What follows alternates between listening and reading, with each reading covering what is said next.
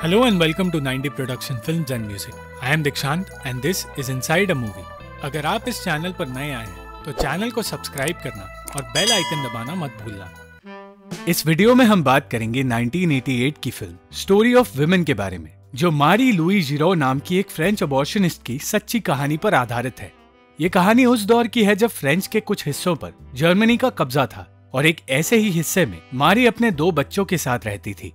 मारी एक सिंगर बनना चाहती है और उसकी दोस्त रेचल का मानना है कि ऐसा जल्द ही होगा क्योंकि वो बहुत अच्छा गाती है।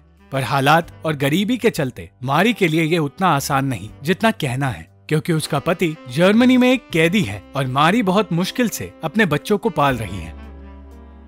एक सुबह मारी कॉफी लेने अपने पड़ोसी जिनेट के घर गई और तब उसे पता चला कि वो खुद अपना अबॉर्शन करने की कोशिश कर रही है क्योंकि उसके बॉयफ्रेंड को वो बच्चा नहीं चाहिए।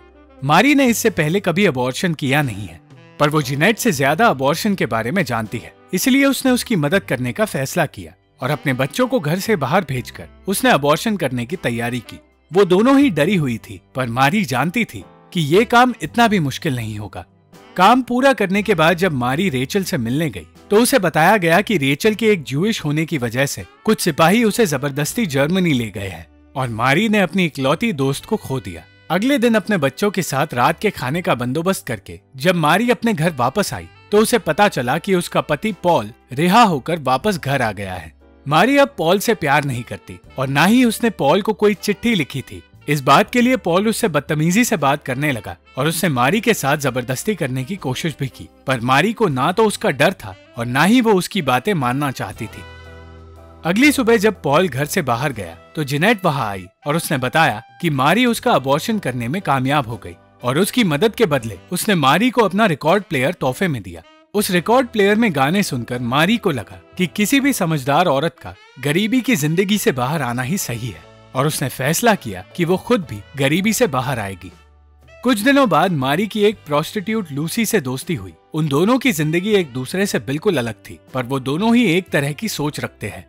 मारी अपने पुराने और छोटे घर में नहीं रहना चाहती थी और उसके कहने पर पॉल को एक बड़ा मकान किराए पर लेना पड़ा, जबकि उसे ढूंढने पर भी कोई काम नहीं मिल रहा और अपने नए घर में वो खुशी से रहने लगी। पर पॉल को समझ आया कि वो उनके बेटे पियरो पर अब ध्यान नहीं दे रही। मारी ने बताया कि वो एक ज्योतिषी से मिलने गई थी जिसने उसे बताया था कि मारी की जिंदगी में अब सब कुछ बेहतर होने वाला है और इसका कारण कई सारी औरतें होंगी। ये बात पॉल को समझ नहीं आई, पर मारी जानती थी कि इस बात का क्या मतलब है। मारी जिनेट की मदद करने के बाद अपना अबॉर्शन का काम अब भी जारी रख रही थी और अबॉर्शन के बदले वो पैसे कमा रही थी। वो इतने पैसे कमाने लगी थी कि अपने और अपने परिवार की मनचाही चीजें वो घर लाने लगी और जो बच्चे पहले भूखे सोया करते थे अब बिना कोई तकलीफ जीने लगे थे। इस काम के अलावा और पैसे कमाने के लिए उसने लूसी से कह दिया कि वो दिन में अपने काम के लिए उसके घर का इस्तेमाल कर सकती है। पॉल को नौकरी से निकाल दिया गया था और उसे समझ आ गया था कि मारी पैसे किस काम से कमा रही है, पर वो इस बारे में उसे कुछ भी नहीं कह सकता था। वो सिर्फ मारी के करीब आना चाहता था, पर मारी ने कह दिया कि वो उससे प्यार नहीं करती।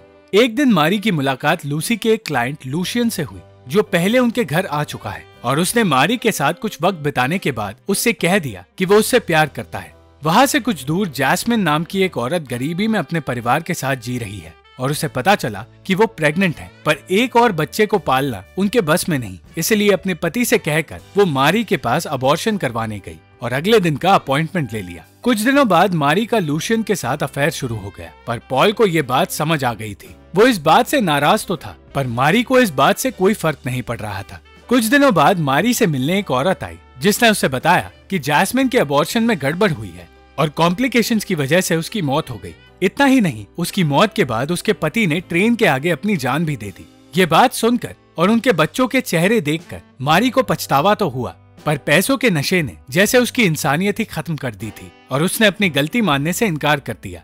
उस औरत को लगा कि मारी को कुछ पैसे देने बाकी है और उन पैसों को देखकर मारी ने इस हादसे को भुला दिया और बिना कुछ सोचे समझे उसने उन पैसों को रख लिया।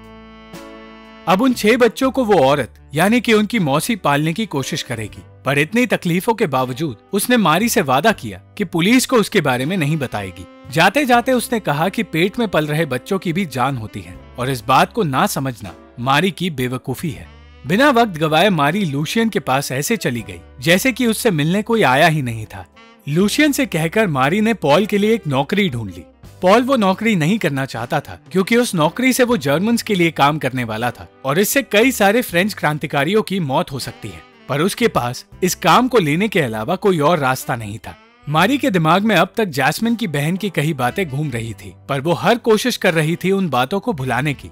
उसने अपने काम में मदद करने के लिए एक नौकरानी को काम पर रख लिया। इतना ही नहीं, उसने उससे कहा कि अगर वो पॉल के साथ अफेयर रखकर उसे खुश करेगी तो वो उसे और ज्यादा पैसे देगी। जब पॉल को इस बारे में उस नौकरानी ने बताया तो उसे ये बात बिल्कुल अच्छी नहीं लगी। मारी अपने दोस्तों और लूशियन के साथ पॉल का मजाक बनाने में भी पीछे नहीं हटी और ना ही उसने अपने अफेयर को खत्म किया।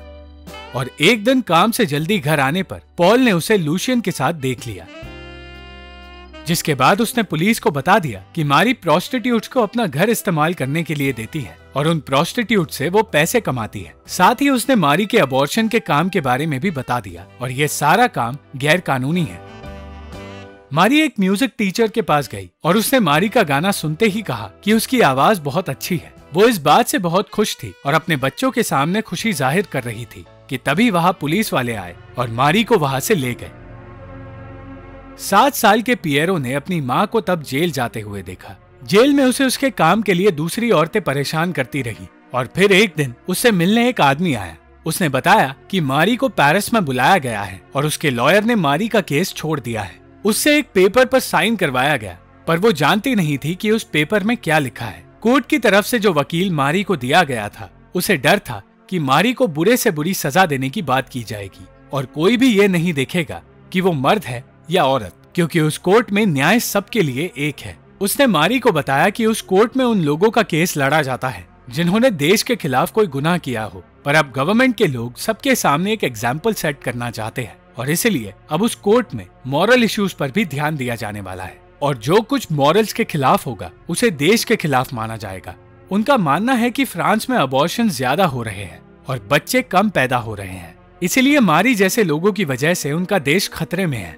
ये सारी बातें सुनने के बावजूद मारी को लग रहा था कि वो जेल से रिहा हो जाएगी और वो कहने लगी कि वो एक सिंगर बनना चाहती है। मारी ने ये सब कुछ पैसों के लिए किया था, पर कहीं ना कहीं उसे अपने किए पर पछतावा है। वो जानती है कि उसका अंत अच्छा नहीं होगा और उसे अपने बच्चों की फिक्र होने लगी थी। दूसरी तरफ उसका वकील कोशिश कर रहा था कि उसकी सजा कम हो जाए। उसने ये कहा कि मारी को जेल की सजा ने पूरी तरह बदल दिया है, पर लाख कोशिशों के बावजूद दूसरा वकील अपने फैसले को बदलने के लिए तैयार नहीं था और कोर्ट में सुनवाई के दौरान मारी को भी समझ आ गया था कि सजा से बचना उसके लिए मुश्किल है। उसके वकील का कहना था कि एक औरत के लिए कोर्ट सजा कम जरूर करेगा, पर ऐसा नहीं हुआ और मारी को गुनहगार मानकर कोर्ट ने उसे मौत की सजा सुनाई और कुछ ही दिनों में गिलेटिन यानी कि सर काटने वाली मशीन से उसका सर काटकर उसे मौत की सजा दी जाएगी। मारी उन आखिरी 3 औरतों में से थी जिन्हें मौत की सजा दी गई थी और उन 3 केसेस के बाद किसी भी औरत को मौत की सजा नहीं सुनाई गई। मारी के वकील को यह फैसला सही नहीं लगा क्योंकि उसने चाहे ये पैसों के लिए किया हो, पर वो उन औरतों की मदद कर रही थी जो बच्चों को जन्म नहीं दे सकती थी और उसके हिसाब से मारी के गुनाह से बड़ा वो गुनाह है जो जूविश लोगों को जर्मनी में मरने के लिए भेजकर किया जा रहा है। उसका कहना है कि असल में कोर्ट में मारी को गुनहगार माना ही नहीं जाता और कोर्ट के लोग बस अपने आप को दुनिया के सामने अच्छा साबित करना चाहते हैं, इसीलिए उन्हें उसे मौत की सजा सुनाई है। वो वकील मारी से नजरें नहीं मिला पाता, इसलिए मारी के आखिरी वक्त में उसने अपनी जगह अपने असिस्टेंट को भेज दिया जिसके पास मारी के सवालों के जवाब भी नहीं थे। 30 जुलाई 1943 को मारी ने अपना आखिरी दिन देखा और अपने आखिरी पलों में भी उसे ये नहीं पता था कि जो उसने किया वो सही था या नहीं। वो अपने आखिरी वक्त में सिर्फ अपने बच्चों की फिक्र कर रही थी क्योंकि उन लोगों के बच्चों की कोई फिक्र नहीं करता जिन्हें सजा दी जाती है। पर मारी के बच्चों की जिम्मेदारी उनके पिता ने ले ली और चाहे उन्हें अपनी माँ का प्यार ना मिल रहा हो, पर उन्हें अपने पिता का प्यार जरूर मिलेगा। Thank you for watching the video. अगर आपको ये वीडियो पसंद आई तो लाइक, शेयर और कमेंट जरूर करना और चैनल को सब्सक्राइब करना मत भूलना।